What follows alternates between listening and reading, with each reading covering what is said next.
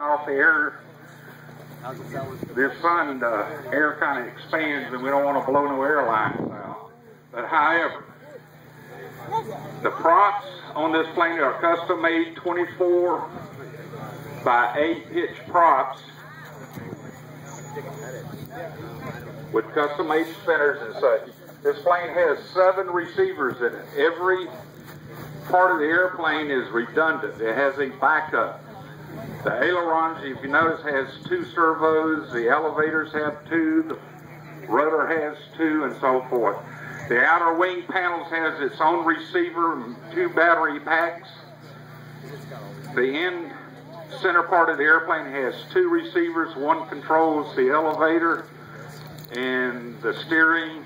The other one controls the rudder. It has 17 total Fataba servos in it.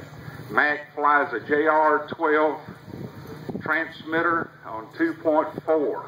All the batteries inside the airplane are the new 123 batteries.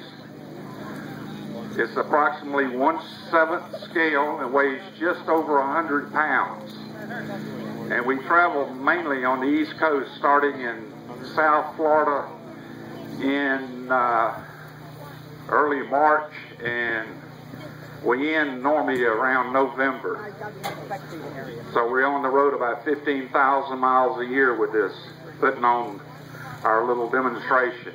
In fact, the first part of this demonstration today will be breaking the sound barrier, which was accomplished in October 1947.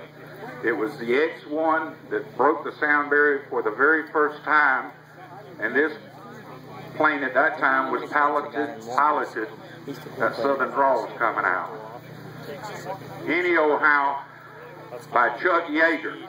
The story on Chuck was that evening before he flew and broke the sound barrier, he was out with some friends drinking beers and riding horses. Coming in that afternoon, someone who closed the gate, he decided to jump the gate with his horse. Well, the horse stopped and Chuck didn't, and he wound up breaking 2 ribs.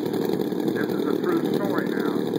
And this X1 doesn't have a canopy like a normal airplane. It has a door like a car. And he knew when he got in it, he would not be able to lock the door. He got a piece of broom handle or broomstick.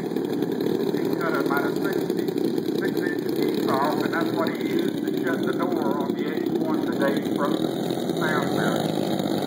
So the first part of our demonstration will be climbing to altitude and dropping the X1, and hopefully we can break the sound barrier. The second part, after the X1 lands, we'll do a little bit of a mild 3D demonstration of the B29.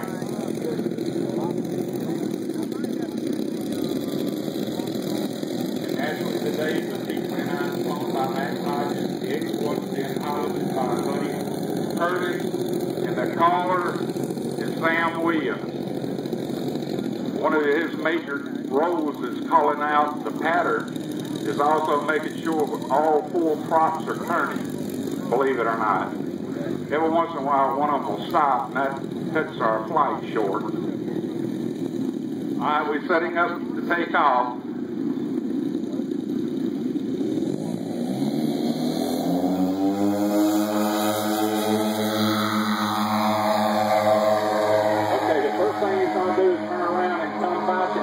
Photo pass with the X1 still attached to the B29. That's what we call a photo pass for this X1. In other words, it'll be slow and slow. So if you got a camera or a phone with a camera in it, you take a picture.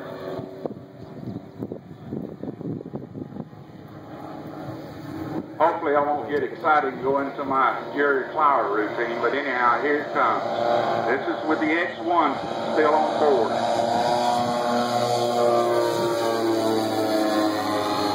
Okay, from this point he'll be climbing for altitude, and Buddy will tell him when to drop the X1.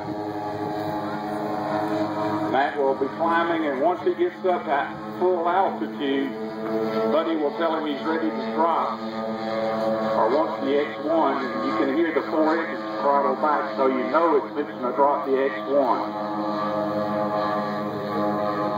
I'll walk down closer to them in case one of them has something to say or whatever. Y'all. Alright, he's up pretty high because it's not much wind today. Alright, there it is. Here comes the X1 now. For you other folks that can't watch this, watch these youngins now. They can keep up with it. These young eyes, they know where it's at. So keep your eye on the X1. And hopefully he won't land in the...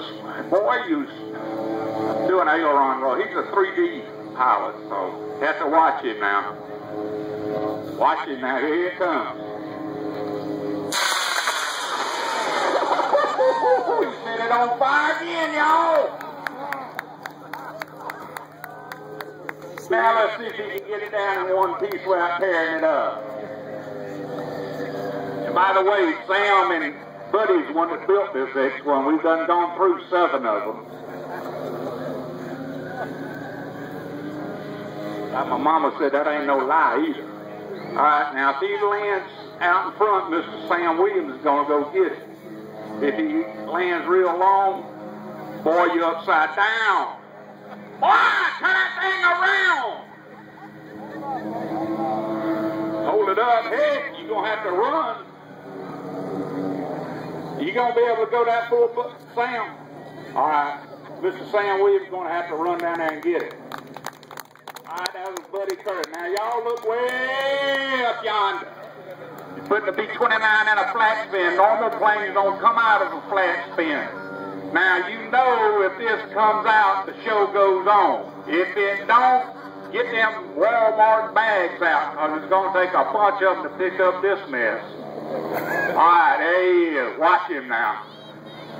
That was a flat spin. And he's going to go down and come back and do what we call a 4-point roll. Using his ailerons, he's going to roll the 20-foot B29.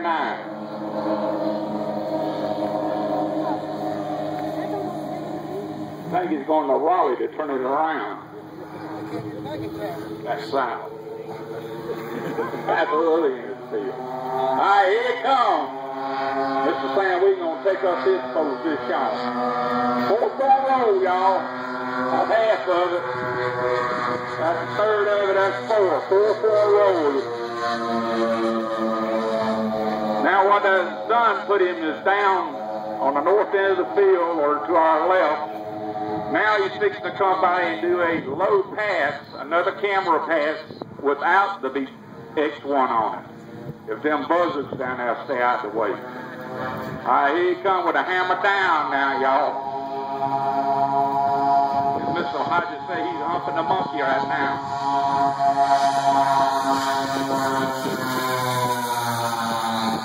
There's some trees down there, Mac.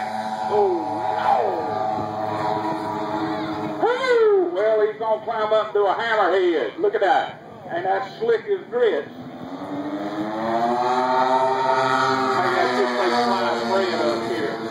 That's another slow roll going back to the north end. Start over again. Now he's got to do a half Cuban 8. We learned that down in South Florida. I don't know what happened to the other half of that Cuban, but this is half of it right here. Half Cuban 8. That's where it gets interesting. Look at here. Now we're going to do an inside loop. This is the pilot looking on the inside. The B29 normally has 10 passengers or 10 crewmen. Probably about 6 of them are teaching right now. Normal B29